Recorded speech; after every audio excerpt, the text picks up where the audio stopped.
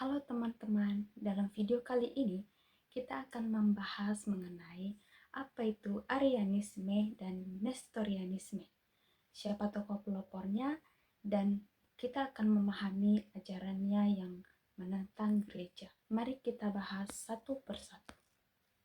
Yang pertama, kita akan membahas tentang Arianisme, yang merupakan sebuah ajaran sesat dalam gereja yang muncul pada abad keempat. Ajaran ini dipelopori dan dipimpin oleh Arius, seorang imam dari Alexandria. Arianisme dikutuk sebagai ajaran sesat dalam sinode di Alexandria tahun 320 dan kemudian dalam Konsili Nicea tahun 325. Dalam pengajarannya, Arius menyatakan bahwa Yesus Kristus adalah putra Allah yang diciptakan oleh Allah Bapa. Yesus dianggap sebagai ciptaan pertama dan paling mulia, tetapi tetap makhluk ciptaan sehingga tidak setara atau sehakikat dengan Allah Bapa.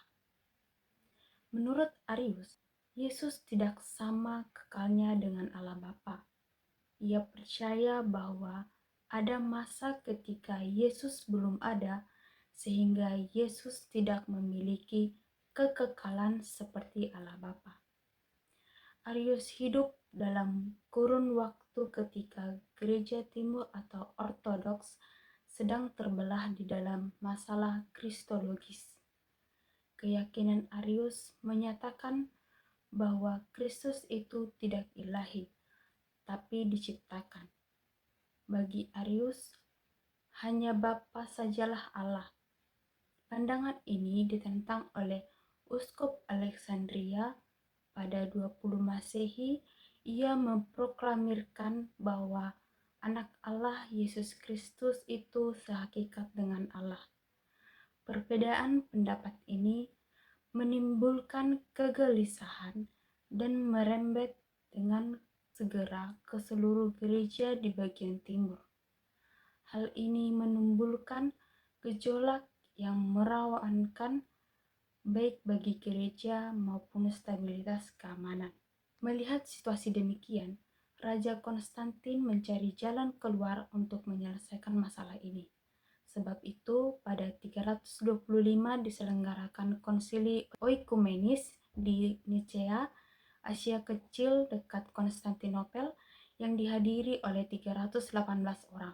Akhir dari konsili tersebut menyatakan bahwa ajaran Arius adalah ajaran sesat dan menegaskan bahwa Yesus Kristus adalah sehakikat dengan Bapa atau homoousios, untuk menegaskan keilahian Kristus dan doktrin Trinitas. Pembahasan yang kedua, kita akan membahas mengenai tentang Nestorianisme. Nestorianisme adalah sebuah ajaran yang diperkenalkan oleh Nestorius, seorang uskup di Konstantinopel, Asia Kecil. Pada mulanya, ia sangat menentang ajaran apoliarisme yang menjelaskan hubungan antara keilahian dan kemanusiaan Yesus Kristus, tetapi dengan cara yang mengorbankan sisi kemanusiaannya dengan memisahkan kedua sifat Yesus. Sebenarnya ia mempunyai motivasi yang baik, tetapi sayangnya biar bagaimanapun ia melakukan kesalahan dengan memisahkan kedua sifat Yesus Kristus. Ia berpendapat bahwa apabila Kristus sungguh-sungguh Allah dan sungguh-sungguh manusia, itu suatu keduaan dan bukan suatu keesaan. Jika keesaan kedua sifat terjadi, bukan karena hakikatnya, melainkan karena tekad atau kehendaknya saja. Ia juga mengajarkan bahwa Yesus seakan-akan menjadi sebuah rumah kudus bagi Logos Allah. Dengan demikian, Logos yang kekal itu tinggal dalam oknum Yesus yang bebas dan yang dapat berubah. Dalam implementasinya, ada wujud konkret yang dilakukan oleh Logos dalam bentuk melakukan mukjizat, kesembuhan, membangkitkan orang mati, dan lain-lain. Wujud konkret yang dilakukan oleh manusia Yesus dalam bentuk kesengsaraan, kesedihan, mati, dan lain-lain. Sebagaimana firman mendiami hati setiap orang saleh, demikian juga firman mendiami Yesus, tetapi dengan lebih sempurna. Penyembahan dilakukan pada Yesus Kristus bukan karena Dia Allah, melainkan karena di dalam Dia Allah berada.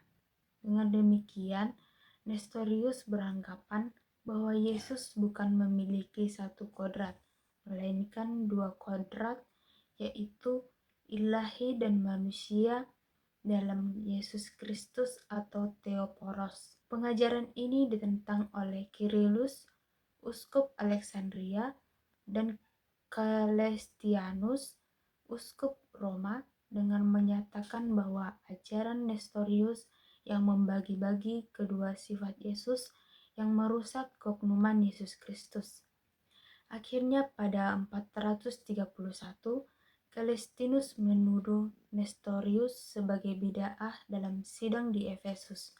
Pada 451, diadakan konsili dengan mengambil sebuah tempat di sebuah kota di Asia Kecil berseberangan dengan kota Konstantinopel yang bernama Chalcedon. Akhir dari konsili tersebut menyatakan bahwa kesatuan pribadi Kristus dari kedua kodratnya, ilahi dan manusia, tanpa pemisahan, dan juga menegaskan bahwa Yesus adalah Allah sejati dan manusia sejati, dan bahwa keduanya tidak terpisahkan dan tidak berubah.